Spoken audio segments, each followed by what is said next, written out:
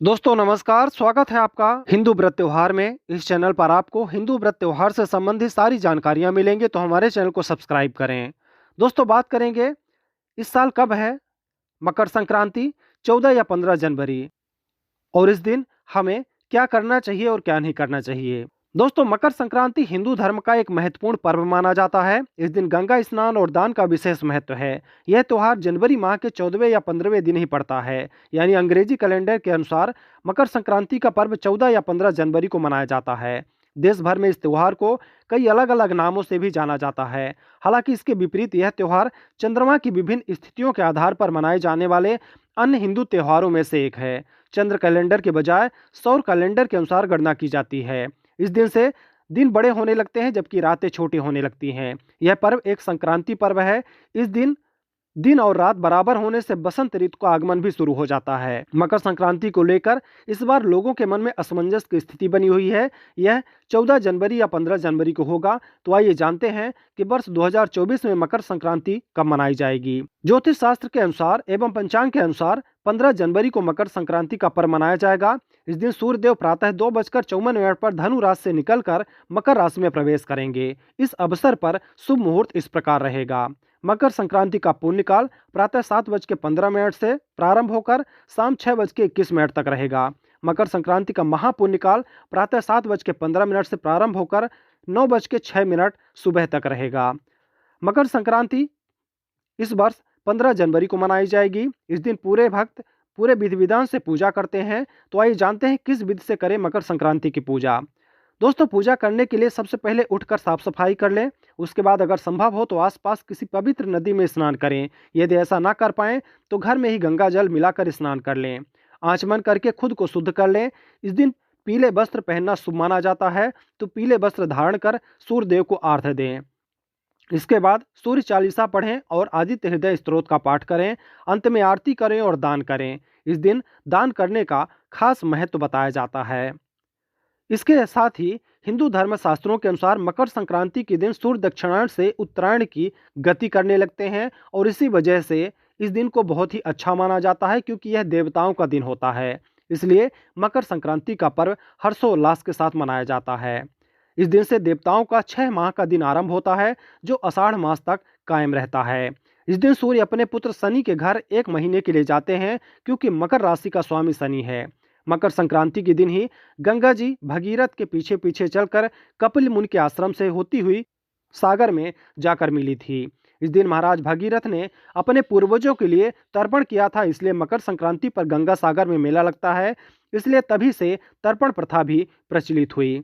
मकर संक्रांति के दिन भगवान विष्णु ने असुरों का अंत करके युद्ध समाप्ति की घोषणा की थी। उन्होंने सभी असुरों के सिरों को मंदार पर्वत में दबा दिया था। इसलिए यह दिन बुराइयों और नकारात्मकता को खत्म करने का दिन भी माना जाता है। इसके साथ ही सूर्य की 7वीं किरण भारतवर्ष में आध्यात्मिक उन्नति की प्रेरणा देने वाली है। 7वीं किरण का प्रभाव भारतवर्ष में गंगा यमुना के मध्य अधिक समय तक रहता है। इस भौगोलिक स्थिति के कारण ही हरिद्वार और प्रयाग में माघ मेला अर्थात मकर संक्रांति या पूर्ण कुंभ अथवा अर्ध कुंभ में विशेष उत्सव का आयोजन होता है। महाभारत काल में भीष्म पितामह ने अपने देह त्यागने के लिए सूर्य के उत्तरायण होने का ही इंतजार किया था, कारण कि उत्तरायण में देह छोड़ने वाली आत्माएं या तो कुछ काल के लिए देवलोक में चली जाती हैं, या फिर उनका पुनर्जन्म के चक्र से छुटकारा मिल जाता है।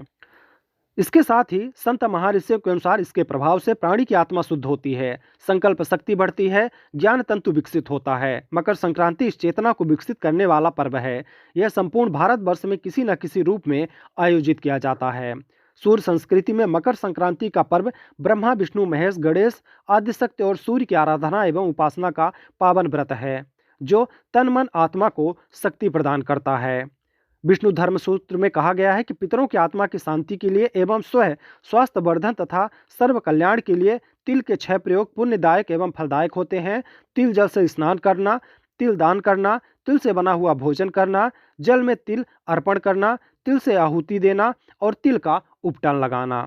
दोस्तों सूर्य के उत्तरायण होने के बाद से देवताओं के ब्रह्म मुहूर्त उपासना का पुण्य काल भी प्रारंभ हो जाता है। इस काल को ही परा अपरा विद्या की प्राप्ति का काल कहा जाता है। इसे साधने का सिद्धकाल भी कहा जाता है। इस काल में देव प्रतिष्ठा, गृह निर्माण, यज्ञ कर्म आदि पुनीत कर्म किए जाते हैं। मकर संक्रांति के एक दिन पूर्व से ही व्रत उपवास में रहकर योग्य पात्रों को दान देना चाहिए। प्रचलन से मकर संक्रांति के साथ तिल, गुड़, पतंग, गिल्ली डंडा खेलना आदि कई परंपराएं भी जुड़ी चली आई हैं। रामायण काल से भारतीय संस्कृति में दैनिक सूर्य पूजा का प्रचलन चला आ रहा है। मकर संक्रांति सूर्य पूजा का विशेष दिन है। राम कथा में मर्यादा पुरुषोत्तम श्री राम द्वारा नित्य सूर्य पूजा का भी उल्लेख मिलता है। मकर संक्रांति के दिन सूर्य को अर्घ्य देने का खास महत्व है। मकर संक्रांति के दिन पवित्र नदियों में स्नान का भी महत्व है। मकर संक्रांति के दिन दान करने से पुण्य की प्राप्ति होती है। मकर और कर्क संक्रांति को छोड़कर संक्रांति दिन या रात्रि दोनों में हो सकती है। दिन वाली संक्रांति पूरे दिन भर पुण्य वाली होती है।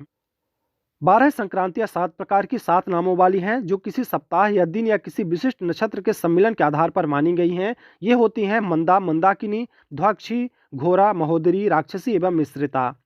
नक्षत्र पर आधारित संक्रांतियां ध्रुव, मृदु, क्षिप्र, उग्रचर, क्रूर या मिश्रित कही गई हैं, जिसका अलग अलग फल बताया जाता है। इसके साथ ही कालांतर में संक्रांति या देवीकरण हो गया है और वह साक्षात दुर्गा कही जाने लगी, जैसे कि अब किसी न किसी वाहन, उपवाहन आदि पर सवार होकर आती हैं। प्रत्येक संक्रांति के दान भी अलग अलग बताए गए हैं, जैसे मेष में भेड़ का दान करना, वृषभ में गायों का दान करना, मिथुन में वस्त्र दान करना, भोजन एवं पेय पदार्थ दान करना, कर्क में घृत धेनु, सिंह में सोने के साथ वाहन दान करना, कन्या में वस्त्र दान करना एवं गौवें दान करना, नाना प्रकार के अन्न बीज दान करना, तुला वृश्चिक में वस्त्र एवं घर, धनु में वस्त्र एवं वाहन, मकर में ईंधन एवं अग्नि, कुंभ में गाय, जल एवं घास, मीन में नए पुष्प दान किए जाने का उल्लेख मिलता है। मकर संक्रांति हर प्रांत में अलग अलग रूप में मनाई जाती है। जैसे तमिलनाडु या संपूर्ण दक्षिण भारत में पोंगल के रूप में इसे मनाया जाता है।